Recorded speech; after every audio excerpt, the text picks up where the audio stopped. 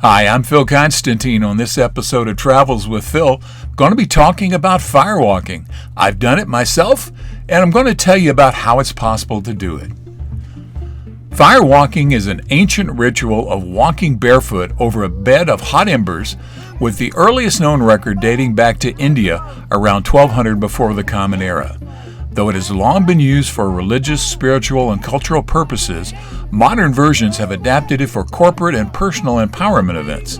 The ability to do it safely is explained by basic physics rather than supernatural forces, although some still believe there's other purposes behind it. So what is the history of firewalking? Across many cultures, firewalking has served as a ritual with deep significance.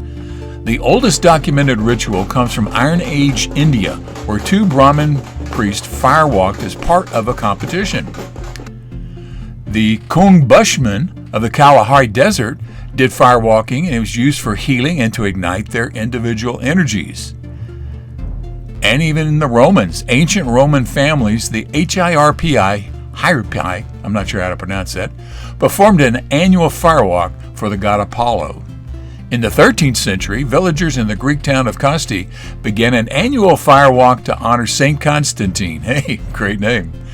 Legend says they heard holy icons groaning inside a burning church and rushed in to save them, and they emerged unharmed. This practice, called the anastenaria, continues today in parts of Greece and Bulgaria. And in the 1970s, firewalking gained new life in the West after Scientific American published a how-to guide. In the 1980s, self-help gurus like Tolly Burkin and Tony Robbins began teaching it as a tool for personal transformation. So why are people doing firewalking today? While traditional rituals continue, modern firewalking has evolved into an exercise for personal and professional development. It is a powerful metaphor for overcoming fears and self-doubt. Facing down a physical fear, such as walking across fire, helps participants realize they are capable of much more than they believe. Many corporations use firewalking as a tool to build trust and strengthen teamwork. By sharing the experience of overcoming a daunting challenge such as firewalking, employees often feel more cohesive and empowered. For some individuals, firewalking is an intense experience that can boost confidence, increase focus, and inspire them to set and achieve new goals. Many firewalking traditions around the world are still practiced today as religious rites, cultural ceremonies, or as a testament to faith, though. How is firewalking possible?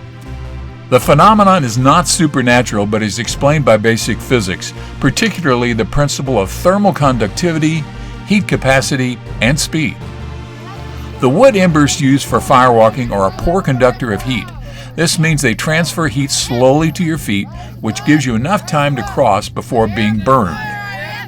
A firewalker must walk with a brisk, deliberate pace. You'll see that in some of the videos. This minimizes the contact time with any single piece of coal, limiting heat exposure.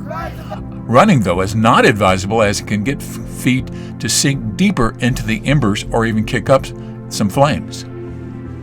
A key element of a safe firewalk is a layer of ash that forms on top of the embers. Ash acts as an insulator, creating a buffer that further protects the soles of the feet from the hottest parts of the coals. The soles of human feet have a high specific heat capacity, primarily due to their water content. This means they can absorb a significant amount of heat energy before their temperature rises.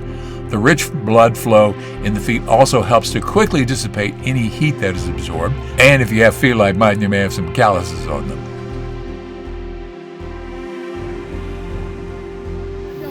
Alright, Travels with Phil. A firewalk in the middle of the mountains west of Utah Lake. This is the burning it down to coals that we just lit this on fire. That's about 3 feet high, about 10-12 feet wide. And this will all burn up, go down to coals, and then we'll do some firewalking. That's a heck of a fire there. So when the fires got down to embers, they had us say affirmations, positive things, and started walking in a circle and eventually going through the fire. That's my feet. I'm pointing at them. Oh! Oh, I am the fire. All right. Yes, please. All right. I am this fire. I am this fire. So that was it. I went through it twice. The coals again were quite warm if you put your hand over them, but didn't feel any significant heat on my feet. They were warm, of course, but there was no real heat. My traveling companion, she went through fairly slow and she wound up getting a blister on her foot, but she was the only person that had any kind of injury whatsoever.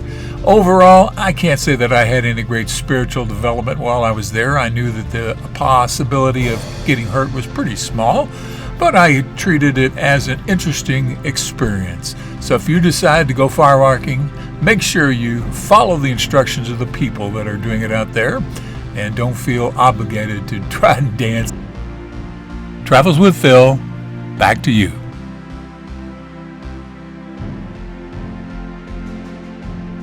Thank you very much for watching this video. Please feel free to make comments below as long as the language is family friendly. And if you like this video, please click on the thumbs up button below. You can also subscribe to my YouTube channel by clicking on the circle with my picture in it in the lower right hand corner of the video. The arrow is pointing at it now. And once you have subscribed, you can be notified of when I have a new video posted by clicking on the bell icon in the description field below the video. Thanks again for watching.